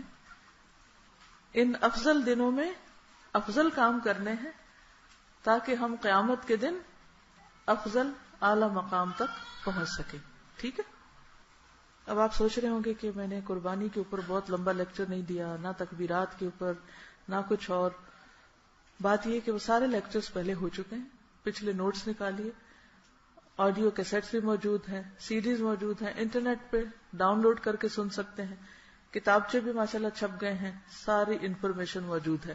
میں آپ کو وہ چیزیں بتاؤں گی جو اویلیبل نہیں، ٹھیک، تاکہ آپ مزید کام کر سکیں، افضل کام کر سکیں. تو ہمارا ان دنوں کا پھر موٹو کیا ہوگا؟ افضل دنوں میں افضل کام. ٹھیک ہے، افضل ترین دنوں میں افضل ترین کام. چلیے تو ایمان سے بات شروع کرتے ہیں. کون سا ایمان افضل ہے؟ آپ میں سے کوئی بتائے گا کون سا ایمان افضل ہے؟ ایسا ایمان جس میں کوئی شک نہ ہو. عن ابی ہریرہ قال قال رسول اللہ صلی اللہ علیہ وسلم افضل الایمان عند اللہ عز وجل ایمان لا شک فیہ. مسند احمد. ابو ہریرہ رضی اللہ عنہ سے روایت ہے کہ رسول اللہ صلی اللہ علیہ وسلم نے فرمایا اللہ عز وجل کے نزدیک سب سے افضل ایمان وہ ہے جس میں کوئی شک نہ ہو. جس میں کوئی شک نہ ہو، نہ اللہ کی ذات کے بارے میں، نہ اس کی صفات کے بارے میں، نہ اس کی قدرت کے بارے میں، نہ اس کے رسول کے بارے میں، نہ آخرت کے بارے میں، نہ جنت کے بارے میں، نہ جہنم کے بارے میں، نہ قدر تقدیر کے بارے میں، نہ ملائکہ کے بارے میں، نہ وحی کے بارے میں. تو افضل ایمان کون سا ہے؟ جو شک سے پاک ہو. عن ابی ہریرہ ان رسول اللہ صلی اللہ علیہ وسلم قال الایمان بضع وسبعون افضلها قول لا الہ الا اللہ. ابو ہریرہ رضی اللہ عنہ سے روایت ہے کہ رسول اللہ صلی اللہ علیہ وسلم نے فرمایا ایمان کے 70 سے کچھ اوپر شعبے ہیں، یعنی ایمان کے 70 سے زیادہ برانچز ہیں، وہ سب ایمان کا حصہ ہے. ان میں سب سے افضل شعبہ لا الہ الا اللہ کہنا ہے. ایک اور حدیث ان معقل ابن یسار مرفوعا افضل الایمان الصبر والسماحہ. معقل بن یسار سے روایت ہے نبی صلی اللہ علیہ وسلم نے فرمایا صبر کرنا اور عفو درگزر کرنا افضل ایمان ہے. افضل ایمان کیا ہے؟ صبر کرنا اور عفو درگزر، معاف کر دینا، دوسرے کی غلطی معاف کر دینا. یہ دن آ رہے ہیں، موقع ہے کہ جن جن کو آپ نے ناراض کیا ہوا ہے یا وہ آپ سے ناراض ہے یا جن کے لیے آپ کے دل میں کسی قسم کے کوئی گرج ہے، کوئی نفرت ہے، کیا کریں؟ اس کو نکال دیں. کیونکہ جن دنوں میں خاص اللہ کی رحمتیں برستی ہیں ان دنوں میں نیکی کرنا نسبتاً آسان ہو جاتا ہے، اور اس موقع سے فائدہ اٹھاتے ہوئے اپنے دلوں کو صاف کر لیا جائے تاکہ ایمان مکمل ہو سکے. عن عمرو بن عبسة قال اتيت رسول الله صلى الله عليه وسلم فقلت يا رسول الله اي الايمان افضل. صحابہ تو خود پوچھتے تھے یا رسول اللہ اي الايمان افضل قال خلق حسن. عمرو بن عبسة سے روایت ہے میں رسول اللہ صلی اللہ علیہ وسلم کے پاس آیا اور پوچھا یا رسول اللہ صلی اللہ علیہ وسلم کون سا ایمان افضل ہے؟ آپ نے فرمایا حسن اخلاق، اچھا اخلاق. اب یہ جو آپ کو لسٹ دی گئی ہے نا، اس میں اضافہ کر لیجئے. ٹھیک، ایمان کے حصے میں کرنے کے کام، افضل دنوں میں افضل کام، اور افضل کاموں میں افضل ایمان. ایک اور حدیث عمر رضی اللہ عنہ سے روایت ہے ایک شخص نے رسول اللہ صلی اللہ علیہ وسلم سے عرض کیا یا رسول اللہ کون سا عمل سب سے افضل ہے؟ نبی صلی اللہ علیہ وسلم نے فرمایا اللہ پر ایمان اور تصدیق، اللہ کی راہ میں جہاد اور حج مبرور. اس آدمی نے عرض کیا یا رسول اللہ یہ تو آپ نے بہت سی چیزیں بیان کر دی، اور مثلاً آپ نے ہم تو حج پہ جا ہی نہیں سکتے. تو رسول اللہ صلی اللہ علیہ وسلم نے فرمایا پھر کلام میں نرمی، کھانا کھلانا، سہل ہونا اور اچھے اخلاق سب سے افضل عمل ہیں. اس شخص نے کہا میں صرف ایک بات معلوم کرنا چاہتا ہوں، میری ہمت بس ایک کام کرنے کی ہے. پہلے آپ نے ٹاپ کے جو کام تھے وہ بتائے. اس نے کہا یہ تو مشکل ہے، اللہ کی راہ میں جہاد اور حج مبرور اور مثلا ہم میں سے کئی لوگوں کے یہ دونوں کام نہیں کر سکتے، اب کیا کریں؟ تو آپ نے کہا کہ اچھا پھر کھانا کھلاؤ لوگوں کو، وہ بھی نہیں ہے استطاعت، اب کیا کریں؟ کہا بس ایک بات بتا دیں، ہر ایک کا ایک الگ لیول ہوتا ہے نا. رسول اللہ صلی اللہ علیہ وسلم نے فرمایا تو پھر جاؤ اور اپنی ذات پر اللہ تعالی کے متعلق برا گمان نہ رکھو. اللہ کے بارے میں برا گمان نہ رکھو، اپنے بارے میں اللہ کے لیے کیا سوچو کہ اللہ مجھ پہ ظلم نہیں کرتا. آپ دیکھیے کہ یہ جو ایک عمل ہے نا، یہ سارے اعمال پہ بھاری ہے، یہ اتنا آسان نہیں ہے. بعض اوقات ہم حج بھی کر لیتے ہیں، جہاد بھی کر لیتے ہیں، بہت سے اچھے اچھے کام کر لیتے، کھانا بھی کھلا دیتے ہیں، اخلاق بھی برت لیتے ہیں، لیکن اندر کے وسوسوں کا کیا علاج ہو؟ تو کیا کرنا ہے ہمیں؟ ایسے ایمان کی کوشش، ایسے ایمان کی دعا، کوشش کیا کریں گے؟ کوششیں تو ہماری فائدہ نہیں دیتی جب تک اللہ کا اذن نہ ہو. تو اللہ سے خوب خوب دعا کرنی ہے کہ اللہ مجھے افضل ترین ایمان نصیب فرما اور میرے دل کے وسوسوں کو دور کر دے، اور میرے دل میں اپنی مخلوق اور خود اپنے بارے میں حسن ظن پیدا کر دے، کیونکہ حسن ظن جو ہے افضل ترین عبادت ہے، بہترین عبادت ہے. اللہ میرا گمان اچھا کر دے، میرے خیالات اچھے کر دے، میری سوچ اچھی کر دے. کیونکہ جب آپ کا گمان اچھا ہوگا تو پھر کیا ہوگا؟ اللہ کے بارے میں سوچتے جائیں گے اور دل محبت سے لبریز ہو جائے گا. کوئی تکلیف آ گئی آپ پر، کوئی تکلیف آ گئی، بندے کسی کی طرف سے، مال کی طرف سے، بچوں کی طرف سے، کسی پیارے انسان کی طرف سے، تو اس وقت انسان کا پھر حال کیا ہوتا ہے؟ بعض اوقات انسان مایوسی میں جانے لگتا ہے اور یہ لگتا ہے دنیا اندھیر ہو گئی اور ساری دنیا بے وفاؤں سے بھری ہوئی ہے، کوئی بھی اچھا نہیں. کبھی ایسا خیال آیا آپ کو؟ اس دنیا میں کوئی اپنا نہیں، ماں باپ بھی اپنے نہیں، اور دوستوں پر تو اعتماد کرنا ہی نہیں چاہیے، اور شوہر، اس کی وفاداری پر کیا اعتماد، اس پر کیا بھروسہ. ایسی کیفیات آتی ہے نا انسان پر کہ جب شیطان انسان کے اندر طرح طرح کے وسوسے ڈالتا ہے. اچھا ان کا نقصان کیا ہوتا ہے؟ ان منفی سوچوں کا نقصان خود انسان کو ہوتا ہے. منفی سوچیں انسان کی فزیکل ہیلتھ پر بھی اثر ڈالتی، لہذا بہت ضروری ہے اپنی خاطر کہ ایسی سوچوں کو باہر نکال دیا جائے اور ان کی جگہ حسن ظن لے آیا جائے اور لوگوں کی صرف اچھائی پر نظر رکھی جائے. اور اگر بندوں کی طرف سے کوئی تکلیف پہنچتی ہے یا کسی بھی معاملے میں کوئی دکھ درد آتا ہے تو آپ کہیں میرے رب نے میرے حق میں بڑا ہی اچھا کیا ہے. امام ابن القیم الجوزی تکلیف کو میڈیسن کہتے ہیں کہ کوئی آزمائش آتی ہے نا بندے پر تو وہ دوا کی حیثیت رکھتی ہے. جیسے انسان بیمار ہوتا ہے نا، ہمارے اندر نفاق آ جاتا ہے، شک آ جاتا ہے اللہ پر، دین پر، مختلف چیزوں پر، اور پھر ہم عجیب طرح سوچنے لگتے ہیں. ایسے میں اللہ تعالیٰ پکڑ کے کوئی جھٹکا لگاتا ہے، سخت قسم کا شوق لگتا ہے انسان کو. اس وقت دو میں سے ایک سوچ آپ کو آتی، ایک کہتے ہیں الحمدللہ، اللہ تیرا شکر ہے کہ تو نے اس ذریعے مجھے ہدایت دی، کیونکہ کچھ لوگوں کے لیے تکلیف ہدایت کا ذریعہ بن جاتی. اللہ اس ذریعے سے تو نے مجھے دنیا کی حقیقت سمجھا دی، اس طریقے پر تو نے مجھے مختلف چیزوں کی اصلیت دکھا دی جو اس تکلیف کے بغیر نظر آ ہی نہیں سکتی تھی.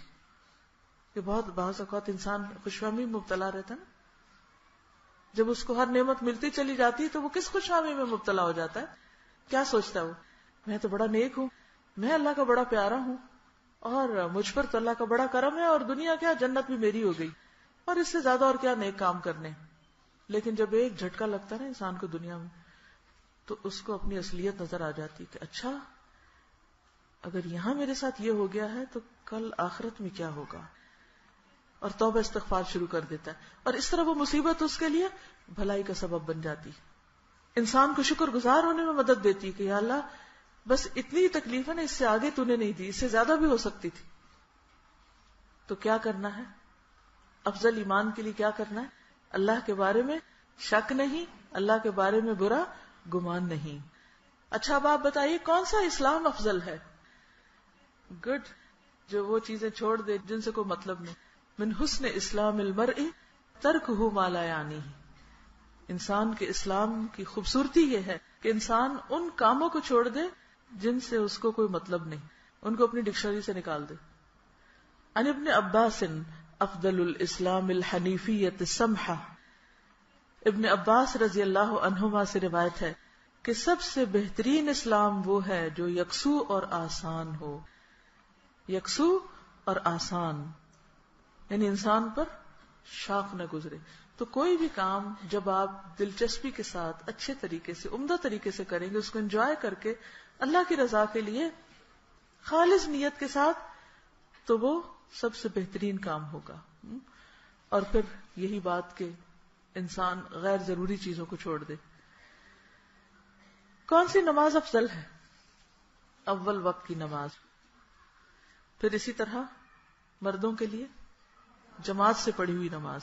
حضرت ابو ہریرہ سے روایت ہے کہ رسول اللہ صلی اللہ علیہ وسلم نے فرمایا، جماعت کے ساتھ نماز پڑھنا اس نماز سے 25 گنا زیادہ بہتر ہے جو تم میں سے کوئی اکیلا پڑھتا ہے.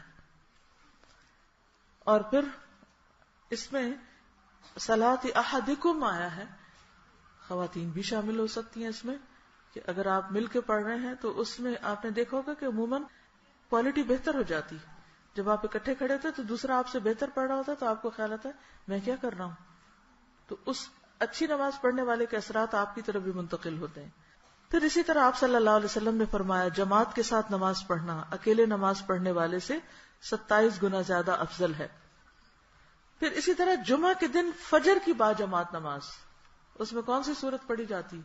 عبداللہ بن عمر نے حمران ابن ابان سے کہا، آپ نے نماز باجماعت ادا کیوں نہیں کی؟ انہوں نے کہا، میں نے جمعہ کے دن نماز فجر جماعت کے ساتھ ادا کی ہے. عبداللہ بن عمر نے کہا، کیا آپ کو یہ بات نہیں پہنچی کہ رسول اللہ صلی اللہ علیہ وسلم نے فرمایا، اللہ کے ہاں سب سے افضل نماز جمعہ کے دن نماز فجر ہے جسے باجماعت ادا کیا جائے. پھر اسی طرح فرض نماز کے علاوہ باقی نوافل گھر میں پڑھنا زیادہ افضل ہے.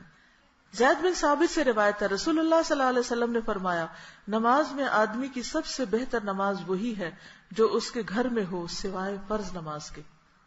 اور نفل کے لیے خاص طور پر رازداری برتنی چاہیے، چھپ کے پڑھے. پھر افضل نماز تہجد کی نماز ہے فرض کے بعد. فضیلت یہاں اس لیے بتا رہی ہوں تاکہ یہ کام جو آپ کریں تو پورے شعور کے ساتھ کریں. ابو ہریرہ رضی اللہ عنہ سے روایت ہے کہ رسول اللہ صلی اللہ علیہ وسلم نے فرمایا، فرض نماز کے بعد سب سے فضیلت والی نماز رات کی نماز ہے، یعنی تہجد کی نماز. ایک اور حدیث میں ہے، ابو مسلم کہتے ہیں، میں نے ابو ذر سے پوچھا، رات کے کس حصے میں قیام کرنا سب سے افضل ہے؟ یعنی رات کو اگر اٹھیں تو کس وقت اٹھیں؟ ابو ذر نے کہا، میں نے بھی رسول اللہ صلی اللہ علیہ وسلم سے اسی طرح سوال کیا تھا، یہی میرا بھی سوال تھا جس طرح تم نے مجھ سے کیا ہے. آپ نے فرمایا، رات کے پچھلے پہر یا نصف رات میں، لیکن ایسا کرنے والے بہت تھوڑے ہیں.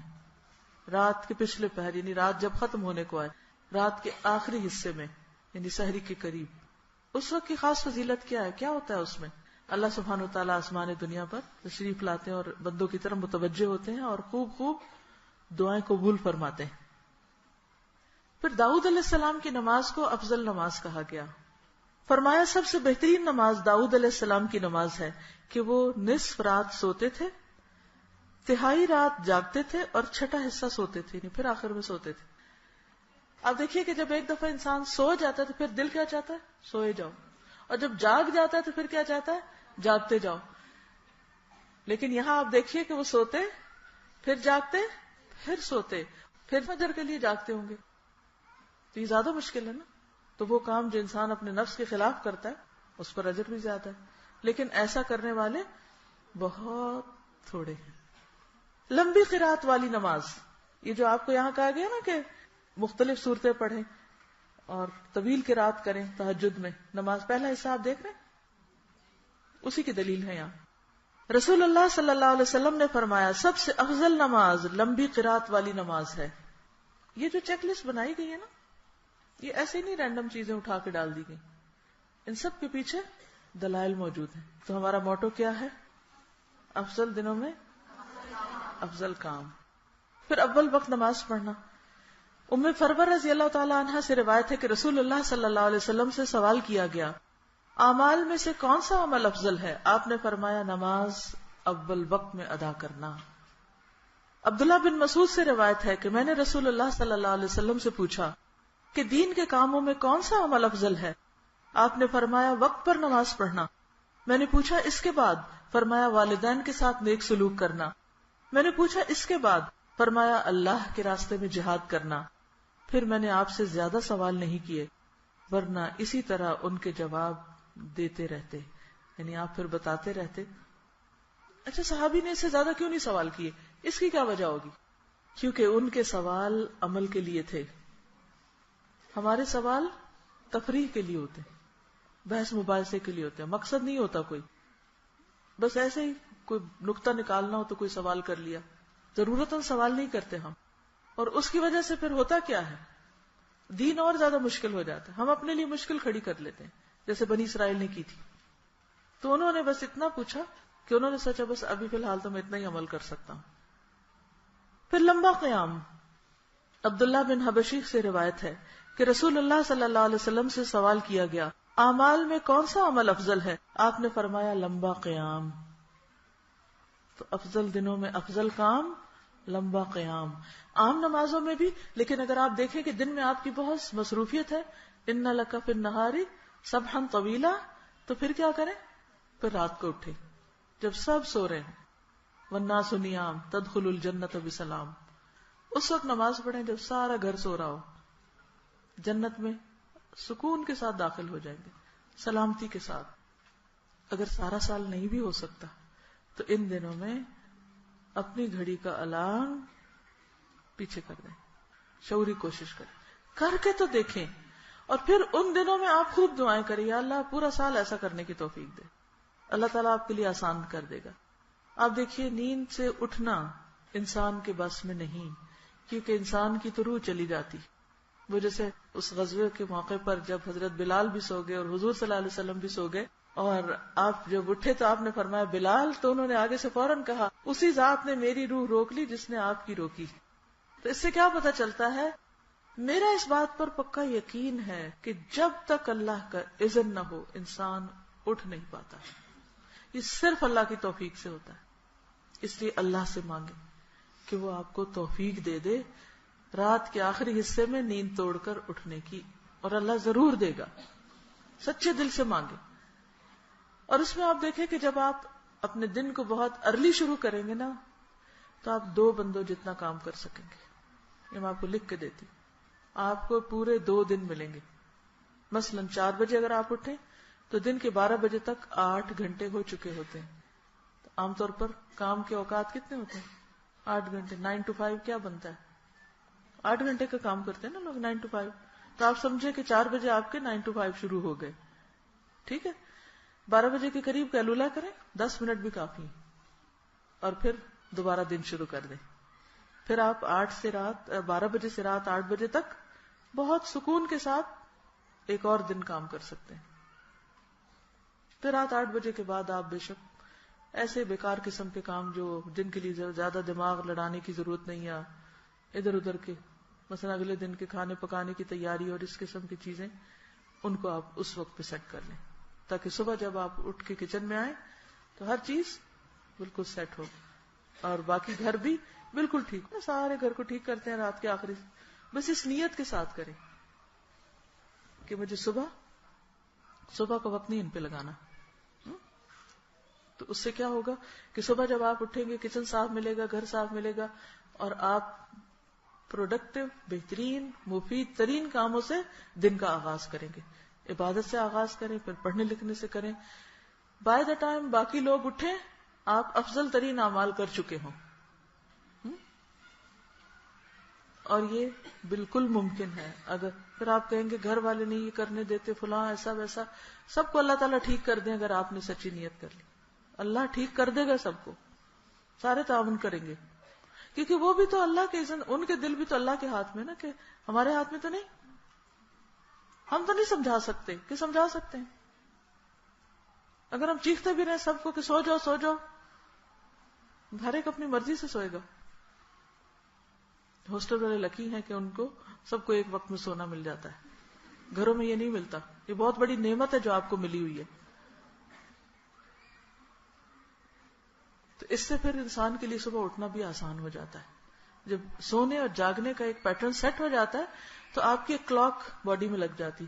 اور جب اٹھنے کا ٹائم ہوتا ہے، اگر کسی دن کسی وجہ سے آپ کو تھوڑی تاخیر ہو بھی جائے تو پھر اٹھنے کے وقت آپ بالکل اٹھ کے فریش ہوں گے، زیادہ فرق نہیں پڑے گا. لیکن اگر آپ کی کوئی روٹین نہیں نا، کبھی سو رہے ہیں کبھی اٹھ رہے ہیں کبھی، پھر اگر آپ دیکھیں کہ میں ہمیشہ ہی سوچتی ہوں کہ جو کام مثلا رات 10 سے 12 بجے کے بیچ میں عام طور پہ لوگ 10 بجے سو جاتے ہیں نا، تو کچھ لوگ جنہیں پھر کام کرنا ہوتا ہے وہ 10 سے 12 کے بیچ میں جاگتے ہیں. تو میں کہتی ہوں گھڑی کو الٹ لو نا، یہاں 10 سے 12 سو جاؤ اور یہ جو 2 گھنٹے ہیں وہ جلدی اٹھ جاؤ، تو نیند تو اتنی ملے گی آپ کو. لیکن وہ جو آخری رات میں اٹھنے کا ثواب ہے، اور اس میں چاہے آپ اگر زیادہ لمبی نماز نہیں بھی پڑھ سکتے، 2 رکعت بھی آپ پڑھ لیں، تو اس سے آپ کے درجے دوسرے سارے لوگوں کے مقابلے میں کتنے اوپر چلے جائیں گے. سوچئے ذرا، ہوگا یا نہیں؟ لیکن ہم ٹائم مینجمنٹ نہیں کرتے. توفیق اللہ دیتا ہے، نیت ہم کو کرنی ہے اور عقل سے کام لیتے ہوئے ٹائم ٹیبل بنانا ہے. تو انشاءاللہ اللہ تعالیٰ ضرور آسانی فرمائیں گے. عورت کی بہترین نماز. عبداللہ رضی اللہ عنہ سے روایت ہے کہ نبی صلی اللہ علیہ وسلم نے فرمایا، عورت کا کمرے میں نماز پڑھنا صحن میں نماز پڑھنے سے افضل ہے، اور اندرونی کوٹھڑی میں نماز پڑھنا کمرے میں نماز پڑھنے سے افضل ہے. یعنی اگر کمرے سے بھی زیادہ سٹور ہے نا کوئی تو اس میں گھس جائیں، لیکن وہ وہی گھس سکے گا جس نے سٹور کو صاف کر رکھا ہوگا اور اس کو کمرہ بنا رکھا ہوگا، ایسا ہی جیسا. ہاں ٹھیک ہے. تو اندر کے کمرے میں مثلا ایک صحن ہے، پھر برآمدہ ہے، پھر بیڈ روم ہے، پھر بیڈ روم سے آگے ایک روم ہے، تو اس میں گھر والوں کو ویسے بھی کوئی آپ پر اعتراض نہیں ہوگا کہ آپ کیا کھڑپڑ کر رہے ہیں، کیونکہ بعض اوقات آپ بیڈ روم میں ہی نماز شروع کر دیتے ہیں تو پھر آپ صبح صبح صلواتیں سنتے ہیں. تو بہتر ہے کہ آپ اپنی جائے-نماز اندر ترین جگہ پر بنائے جا کے، اور اس سے ایک تو دوسروں کو اذیت نہیں ہوگی اور اجر کے اعتبار سے بھی وہ نماز بڑھ جائے گی. دیکھیں جیسے سٹیپس ہوتے ہیں نا، یہ سٹیپس نظر آ رہے ہیں نا آپ کو، تب اگر آپ پہلے سٹیپ پہ کھڑے ہو تو آپ کا قد چھوٹا نظر آئے گا، اس سے اوپر میں تو ذرا اور بڑا ہو جائے گا اس سے. بالکل اسی طرح کام تو آپ کر ہی رہے ہیں. نفل آپ دن میں بھی 2 پڑھ لیں گے، لیکن وہی اگر آپ رات میں 2 پڑھ لیں تو وہ آپ سمجھیں کہ اوپر والے سٹیپ پہ آپ کھڑے. کوئی بھی کام. اور پھر گھر کے بھی آپ دیکھیے کہ کمرے میں بھی آپ درمیان میں نہ کھڑے ہو جائیں، اس میں کیا کریں، کونا. مسجد نبوی اور مسجد حرام میں نماز پڑھنا، اس کی بھی دعا مانگے. اللہ کے لیے کیا مشکل ہے؟ ہمارے لیے مشکل ہوتی ہے، اللہ کے لیے کچھ نہیں مشکل.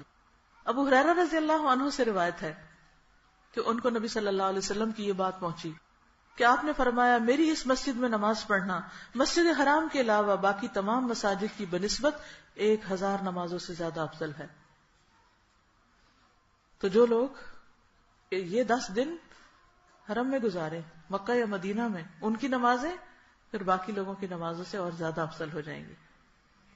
کون سا روزہ افضل ہے بتائیے؟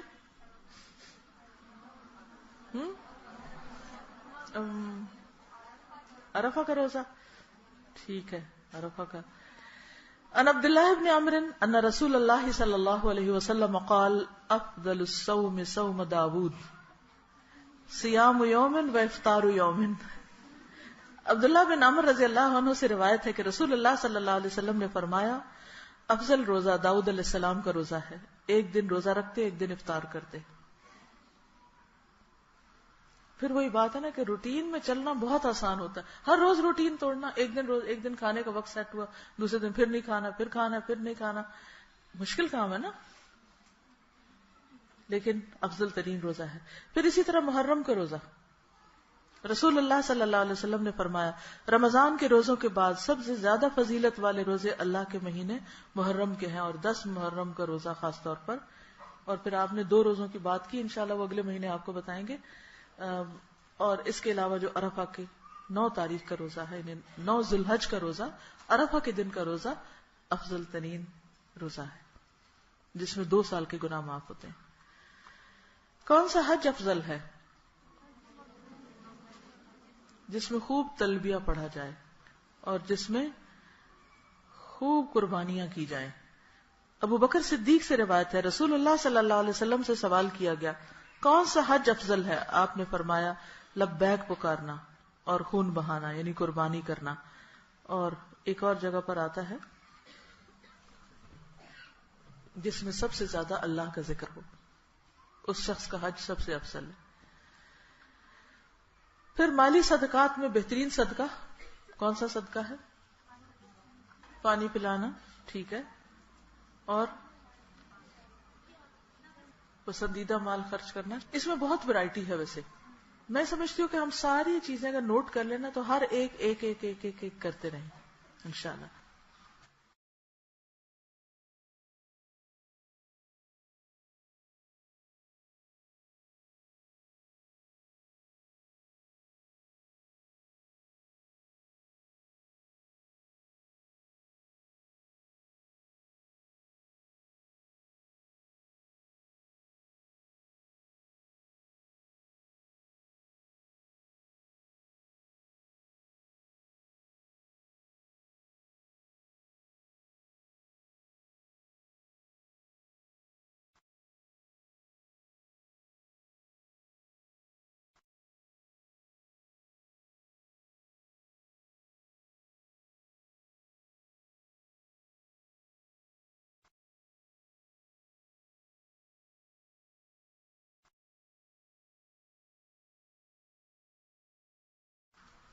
رسول اللہ صلی اللہ علیہ وسلم نے فرمایا افضل دینار جو آدمی خرچ کرتا ہے وہ اپنے اہل و عیال پر خرچ کرتا ہے.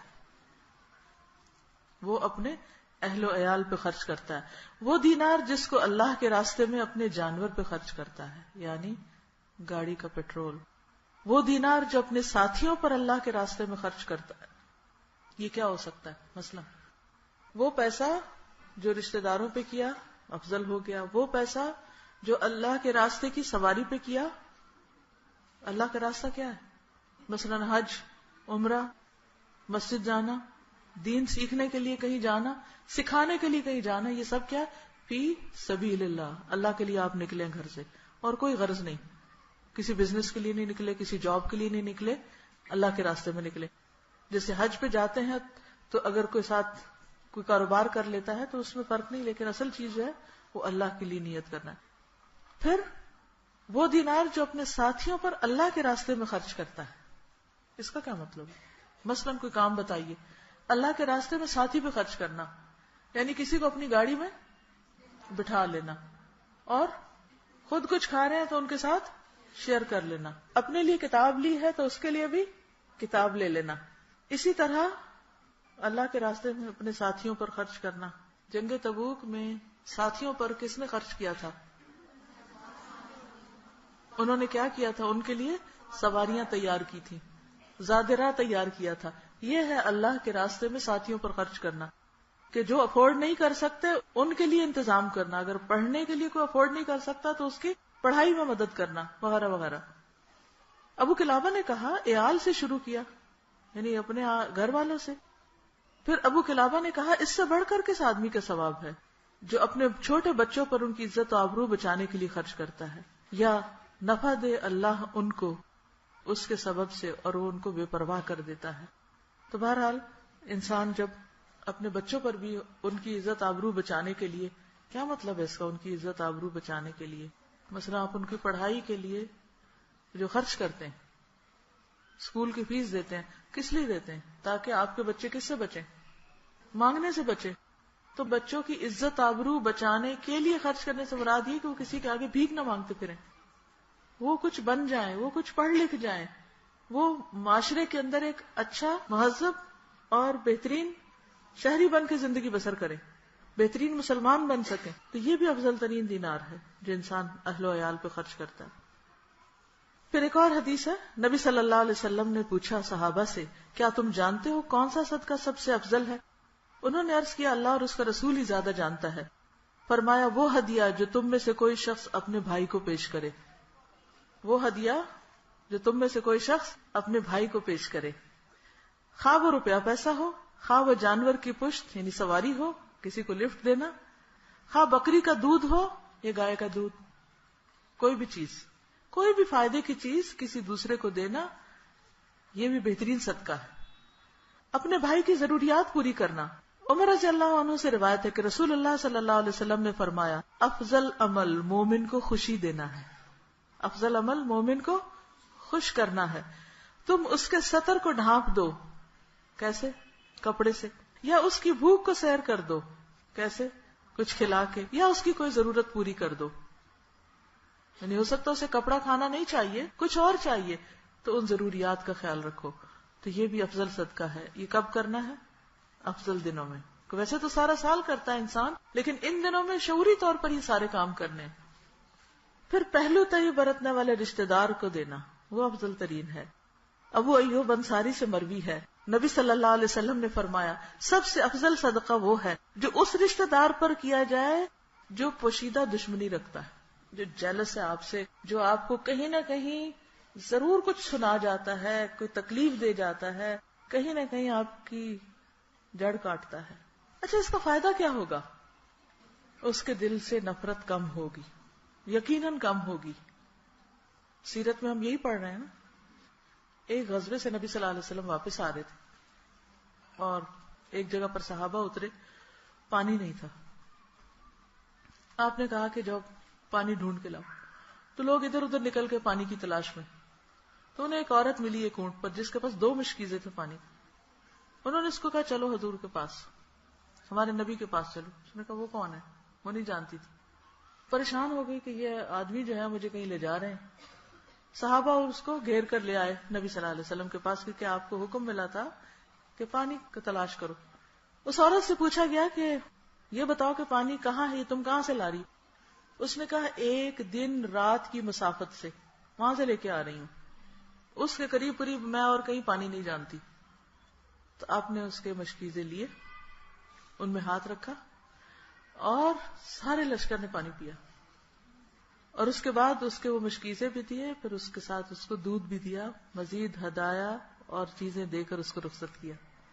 یعنی آپ صلی اللہ علیہ وسلم صرف ردوہا کی بات نہیں کرتے تھے، بلکہ اس سے بڑھ کر احسان کر کے لوٹاتے تھے لوگوں کو. وہ آئی کس پریشانی میں ہوگی اور گئی کس خوشی میں ہوگی. یہ اخلاق تھا نبی صلی اللہ علیہ وسلم کا. آپ کوئی طریقہ بتائیے کیا کر سکتے ہیں. اس رشتہ دار کو نام لکھ لیجیے کہیں کہ اچھا میں نے اس کو ضرور دینا ہے کچھ جو آپ کو تنگ کرتا ہے. یہ اچھے ریلیشن شپ کے لیے بہترین نسخہ ہے. اچھا ہم کیا کرتے ہیں؟ سب کو دیتے ہیں، اسی کو نہیں دیتے. اچھا اس سے کیا ہوتا ہے؟ اس کی دشمنی اور پکی ہو جاتی ہے، وہ اور کھنچ جاتا ہے. جب ہم احسان کی روش اختیار نہیں کرتے تو اپنے لیے مشکلات میں اضافہ کرتے جاتے ہیں. تو اس کا حل صرف یہی ہے کہ اپنے اندر کو توڑو اور وہ کرو جو اللہ کی پسند ہے، چاہے ہماری پسند ہے یا نہیں. وہ لیتے نہیں ہیں. ہاں یہ واقعی مشکل ہے. موقع کی تلاش رکھیں، کب چاہیے، کب لیں گے. آپ کو معلوم ہے کہ بعض لوگ آپ ان کو کچھ دیں وہ لوٹا دیتے ہیں، نہیں لیتے، نہیں چاہیے، واپس بھیج دیتے ہیں، آپ کے گھر لوٹا دیتے ہیں. بڑی تکلیف ہوتی ہے اس وقت. پھر آپ انتظار کریں اور ہارے نہیں. نیکی میں ہارنا نہیں. کچھ دن بعد پھر کچھ کرے اور اللہ تعالیٰ ان کو ایسی سچویشن میں ڈالے گا کہ وہ خود مانگنے آ جائیں گے آپ سے. Believe me. صرف آپ کا بھی ٹیسٹ ہے کہ آپ خانہ پوری کر رہے، چیک لسٹ پہ اچھا نشان لگا دیا، کر دیا ہم نے. وہ کہا تھا انہوں نے کہ اس رشتہ دار کو دینا، ہم نے دیا، لیا نہیں، شکر نہیں لیا، ہم خود ہی لے لیں. سچے دل سے جب آپ کام کریں گے نا تو پھر کر کے ہی چھوڑیں گے، پھر راستے بھی کھل جائیں گے. پھر آپ کہیں کہ اچھا میں دیکھتی ہوں کہ کب میں دے سکتی ہوں اس کو. انسانوں کی نیچر بڑی عجیب چیز ہے. اتنے متضاد رویے انسانوں کے اندر کہ ایک انسان سے ایک وقت میں آپ کو انتہائی خوشی ملے گی، اسی انسان سے آپ کو دکھ بھی مل جائے گا. تو آپ حیران ہوتے کہ اب کیا کروں، اس کو کس کیٹیگری میں رکھوں. انسان ہے نا وہ بھی، بس ٹھیک ہے. جب معاف کرنا سیکھ لیا، آ گیا طریقہ معاف کرنے کا، تو معاف کر دیں اور اس کے بعد خوش رہیں خود. اللہ کی راہ میں خیمہ مہیا کرنا افضل ترین صدقہ. ابو امامہ رضی اللہ عنہ سے روایت ہے کہ ایک آدمی نے رسول اللہ صلی اللہ علیہ وسلم سے پوچھا کون سا صدقہ سب سے افضل ہے؟ آپ نے فرمایا اللہ کی راہ میں کسی خیمے کا سایہ مہیا کرنا، یا اللہ کی راہ میں کسی خادم کی خدمت کرنا، یعنی جو اللہ کے راستے میں نکلا ہوا ہے، یا اللہ کی راہ میں کسی نر جانور پر کسی کو سوار کرنا یعنی سواری دینا. اب یہ جو خیمہ مہیا کرنا ہے یہ کیا چیز ہے؟ اس پر ہم کیسے عمل کر سکتے ہیں؟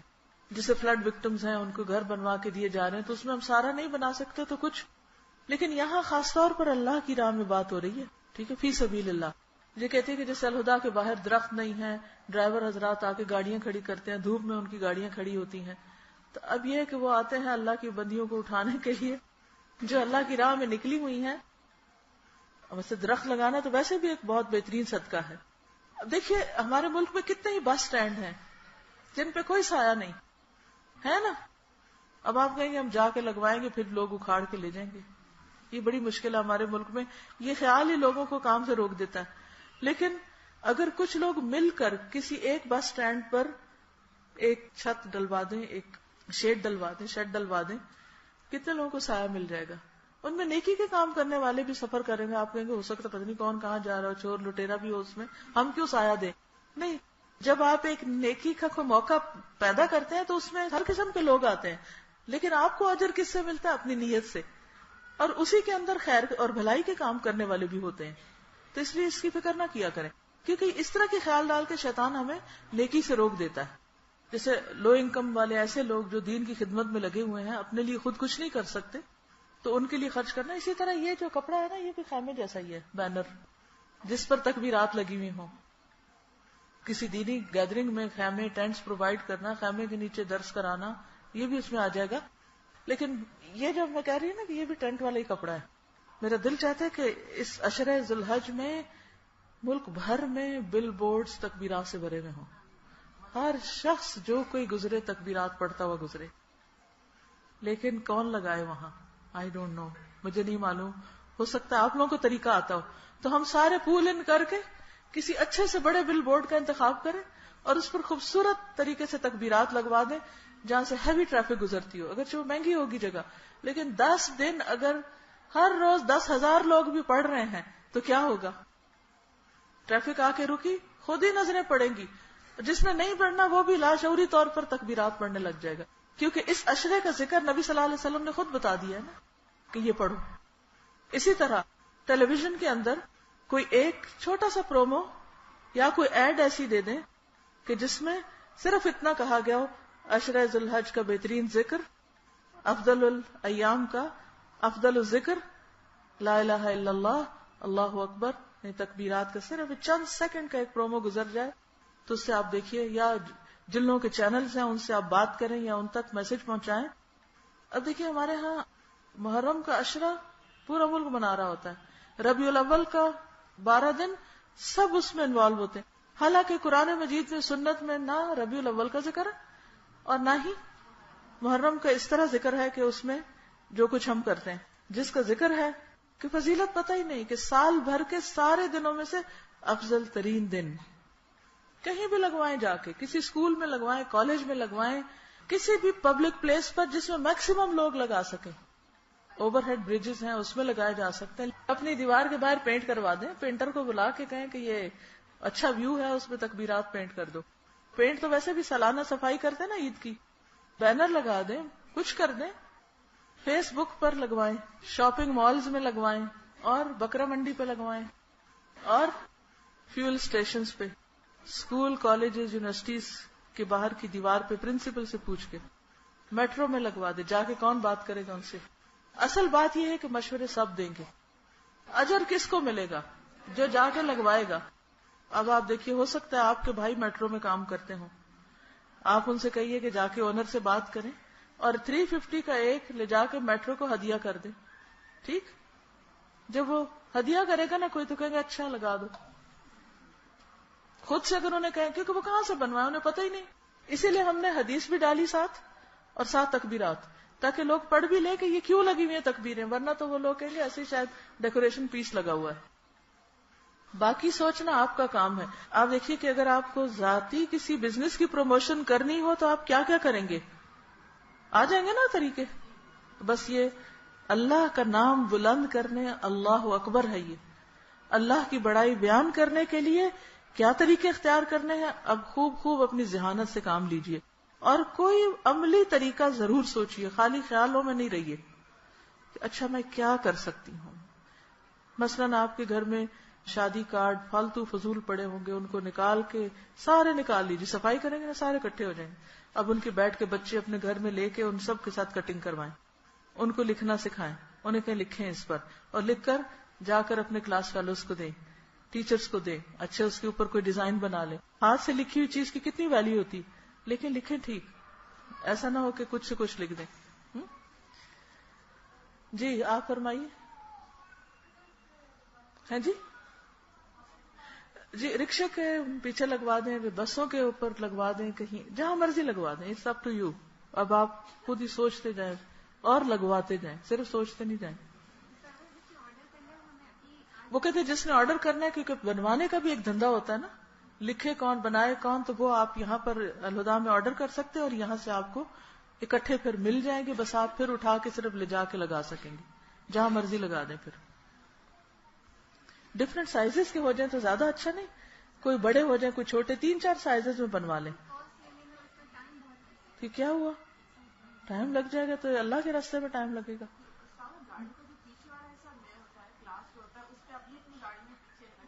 جی اپنی اپنی گاڑی میں ایک اسٹیکر میرے خیال میں بڑا سا بنوا لیتے ہیں، وہ آسان لگ جائے گا.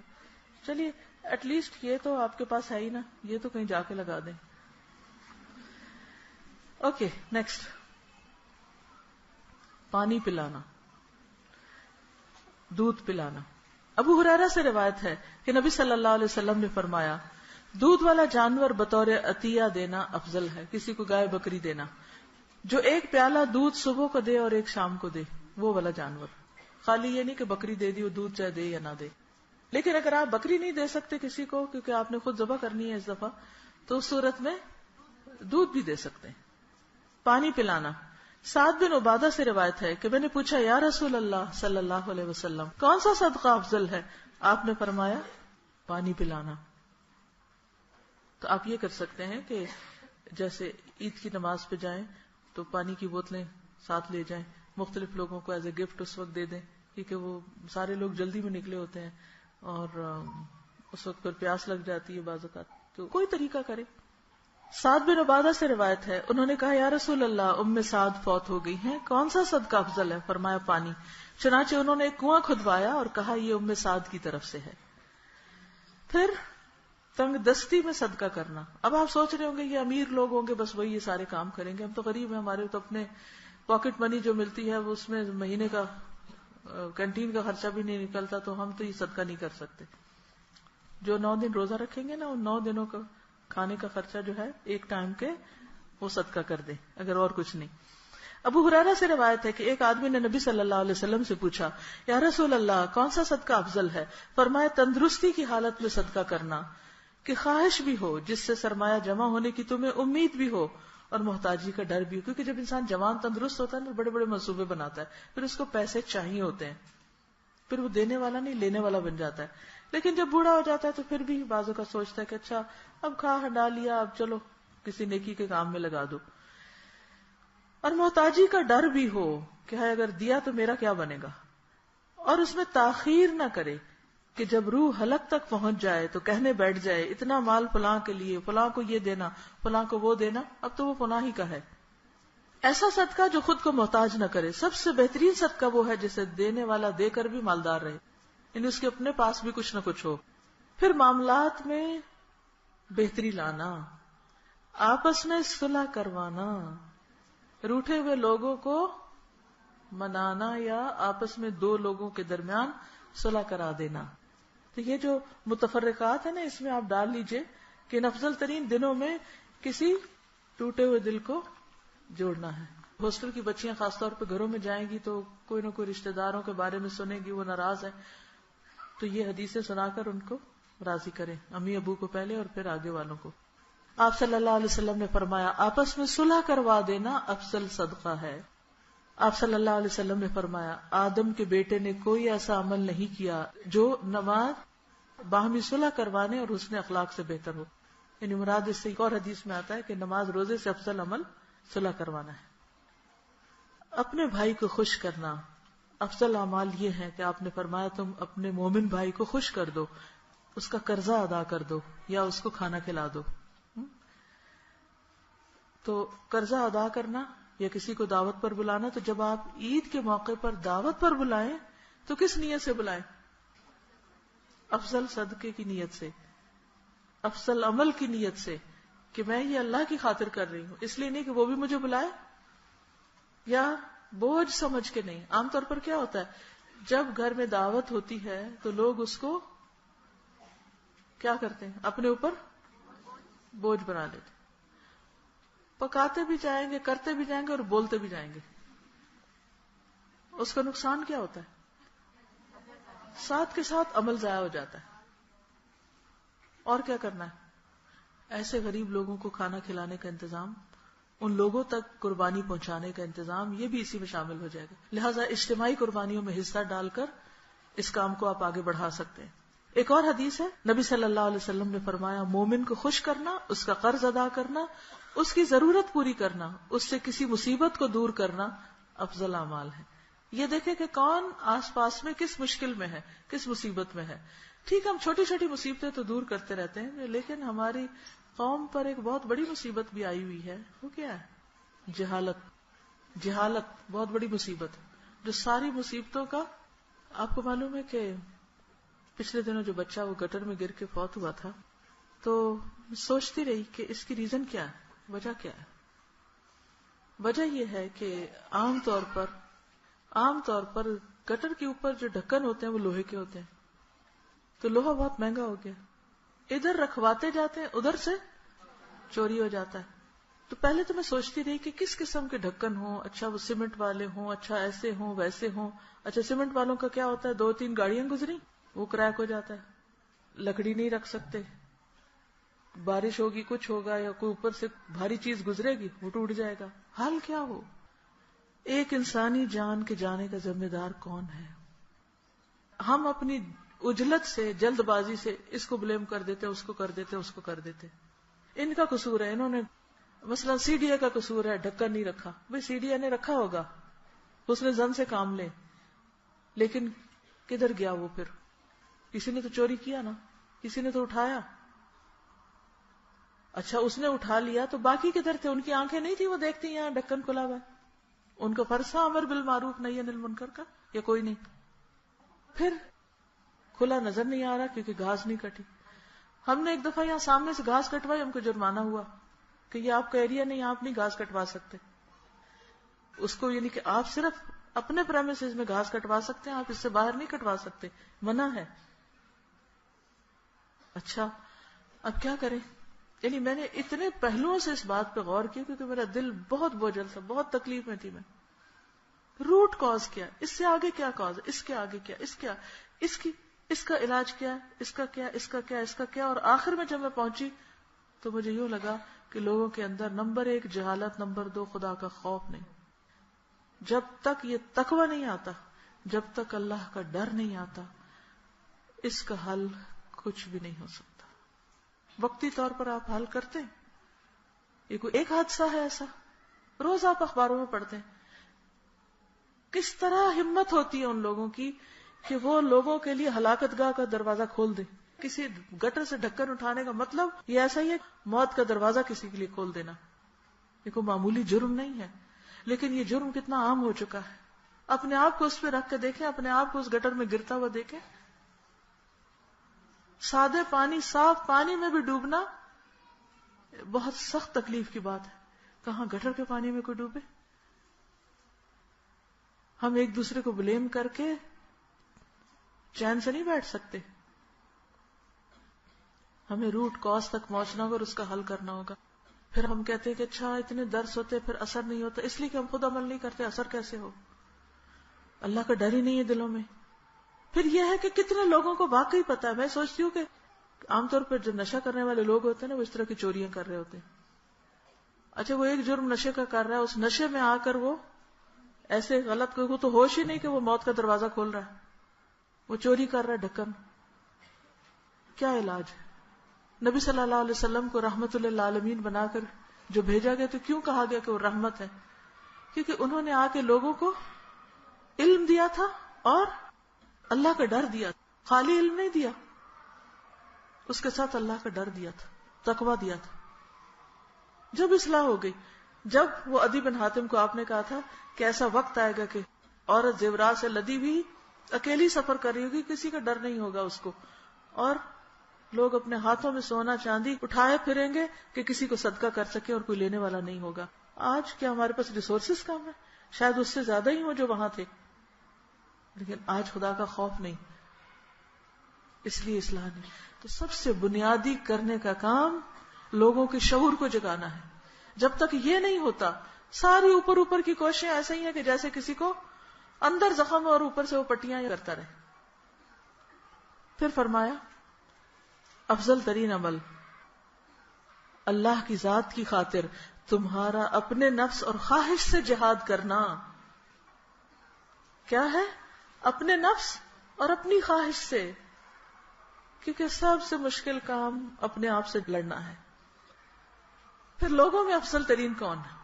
دنوں میں تو افضل ہم نے دیکھ لیے، اعمال میں افضل دیکھ لیے، لوگ اچھے کون ہیں؟ فرمایا قیامت کے دن بہت زیادہ حمد کرنے والے، تعریف کرنے والے افضل لوگ ہوں گے، الحمدللہ کہنے والے، اللہ کی تعریف بیان کرنے والے.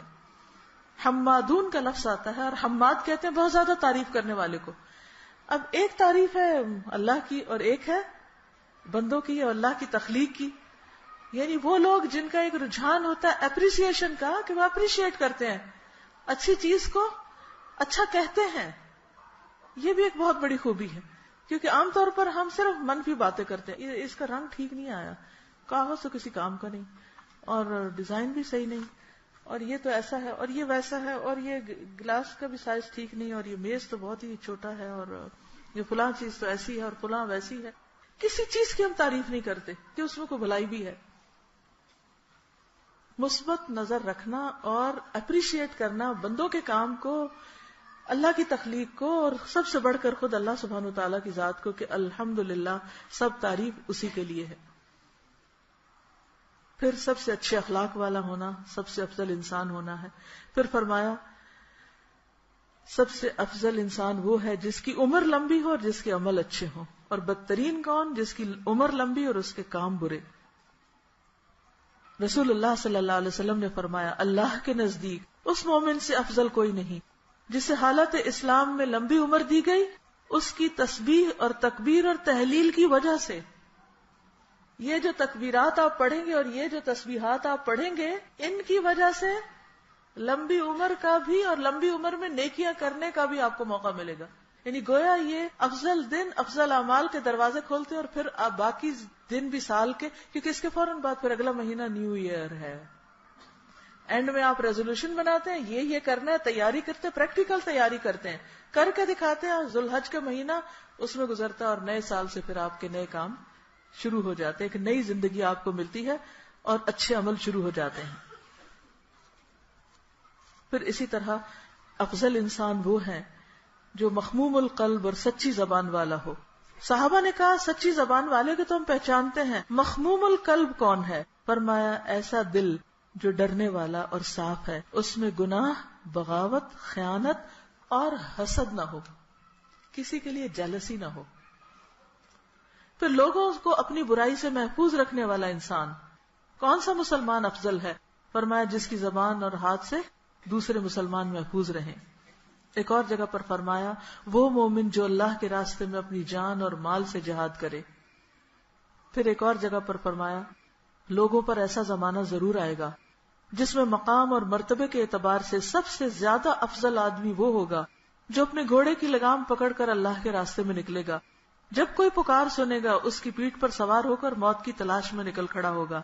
یا وہ آدمی جو عوام میں رہتا ہو، نماز قائم کرتا ہو، زکوٰۃ ادا کرتا ہو اور خیر کے علاوہ لوگوں کو چھوڑے رکھے، یعنی معاملہ کرے تو خیر کا کرے اور اپنی نماز روزے پر قائم رہے. پھر فرمایا طاقتور مومن کمزور مومن سے افضل ہے اور ہر ایک میں بھلائی ہے. پھر لوگوں میں رہ کے ان کی اذیتیں برداشت کرنے والا سب سے افضل ہے. پھر اسی طرح آپ نے فرمایا ممکن ہے دنیا پر کوئی انتہائی حقیر آدمی غالب آ جائے، یعنی وہ ان کا کوئی بڑا بن جائے. اس وقت لوگوں میں افضل مومن وہ ہوگا جو دو کریمین معزز لوگوں کے درمیان ہوگا، یعنی اس کی کمپنی اچھی ہوگی. پھر دنیا سے بے پرواہ انسان وہ افضل انسان ہے. پھر ذکر کون سا افضل ہے؟ لا الہ الا اللہ. پھر بہترین نیکی بھی یہی ہے لا الہ الا اللہ. پھر فرمایا سب سے افضل نیکی سبحان اللہ و بحمدہ سبحان اللہ العظیم کلمتان حبیبتان الی الرحمن خفیفتان علی اللسان ثقیلتان فی المیزان سبحان اللہ و بحمدہ سبحان اللہ العظیم. پھر لا الہ الا اللہ وحدہ لا شریک لہ لہ الملک و لہ الحمد وہو علی کل شیء قدیر. پھر قرآن کا افضل حصہ سورۃ الفاتحہ ہے. سب سے بڑی آیت آیت الکرسی ہے. سب سے افضل تعوذ نبی صلی اللہ علیہ وسلم نے فرمایا کیا میں تمہیں تعوذ کے سب سے افضل کلمات کے بارے میں نہ بتاؤں جن سے تعوذ کرنے والے یعنی پناہ لینے والے پناہ لیتے ہیں؟ میں نے عرض کیا یا رسول اللہ کیوں نہیں؟ فرمایا معوذتین، 2 سورتیں الفلق اور الناس، یہ افضل ترین تعوذات ہیں. اور سب سے افضل دن عشرہ ذی الحج کے دن. نبی صلی اللہ علیہ وسلم نے فرمایا مل عمل فی ایام یعنی الایام العشر افضل منها فی هذه قالوا ولا الجهاد قال ولا الجهاد الا رجل خرج يخاطر بنفسه وماله فلم يرجع بشيء. ان دنوں کے عمل سے زیادہ کسی دن کے عمل میں فضیلت نہیں. پوچھا گیا جہاد بھی نہیں؟ فرمایا نہیں، ہاں جو شخص اپنی جان و مال خطرے میں ڈال کر نکلا اور واپس کچھ نہ لایا. پھر ان 10 دنوں میں یوم النحر بھی بہت بہترین دن ہے. اور وہ کون سا ہے؟ 10 ذی الحج. اس کے بعد یوم القر ہے، ایام تشریق شروع ہو جاتے ہیں. اور پھر پوچھا گیا دن کا سب سے افضل ترین حصہ؟ فرمایا رات کا آخری حصہ، آخری گھڑیاں. تو اب آپ نے کرنا کیا ہے؟ افضل دنوں میں افضل کام کرنے ہیں. کچھ کاموں کی لسٹ تو آپ کے پاس تھی، انشاءاللہ آپ ان کا اہتمام کریں گے. کچھ آپ نے مزید نوٹ کر لیے، دلائل آپ نے سب کے سن لیے. اب آپ کا فرض کیا بنتا ہے؟ عمل کیسے خود بھی کریں، دوسروں تک بھی پہنچائیں. اور اس میں صدقہ کرنے کا بہترین طریقہ کیا ہے کہ آپ دوسروں کو کھانا کھلانے کے علاوہ روحانی خوراک کھلائیں، یہ دعائیں دیں. اس میں ذی الحج اور قربانی کے موضوع پر یہ کیسٹ ہے. عید الاضحیٰ کیسے منائیں، عید کارڈز ہیں اور ان کی خوبی ہے کہ ان کے اندر قربانی کے مسائل لکھے ہوئے ہیں. پھر عشرہ ذی الحج، یہ باتیں جو میں نے بہت سی کی ہیں ان میں یہ اس میں موجود ہے. پھر قربانی کے بارے میں بھی معلومات ہے. اور حضرت اسماعیل کی قربانی کی نظم جو ہے یہ بھی بہت اچھی ہے. اور تکبیرات کے کارڈز ہیں، یہ بھی گفٹ میں دینے کے لیے بہت اچھے ہیں. ان کے پیچھے اپنا پرسنل میسج لکھ کے آپ دوسروں کو دے سکتے ہیں. تو ان چیزوں کو جب آپ آگے آگے لے جائیں گے تو اس کے 2 تیرے فائدے، علم بھی پھیلے گا، صدقہ بھی ہو جائے گا. لوگ جو عمل کریں گے آپ کی وجہ سے وہ بھی انشاءاللہ آپ کے حصے میں شامل ہو جائے گا. عید کا دن کیسے منانا ہے؟ قربانی کے علاوہ عید کا دن جو ہے دعا میں کرواتی ہوں انشاءاللہ.